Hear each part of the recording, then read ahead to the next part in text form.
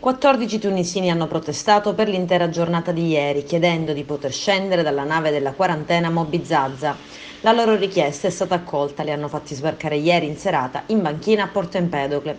Una decisione presa per evitare problemi di ordine all'interno della nave, dove in due diverse aree ci sono un centinaio di persone. Sono risultati comunque tutti negativi tamponi rinofaringei ai quali erano stati sottoposti. Il gruppetto dei 14 è stato fotosegnalato dalla polizia e trasferito a Villa Sicani a Siculiana. Da ricordare il triste episodio di 2 giorni fa, quando un tunisino si è gettato dal traghetto ed è morto. L'uomo si è gettato in piena notte, per lui non c'è stato nulla da fare, il corpo del migrante è stato ritrovato al largo di San Leone.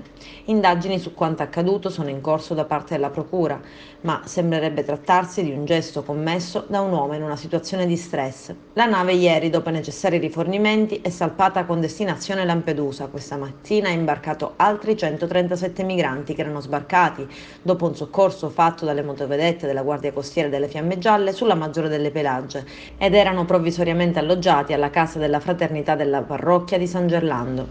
La Moby Zazza farà ritorno in rada a Porto Empedocle.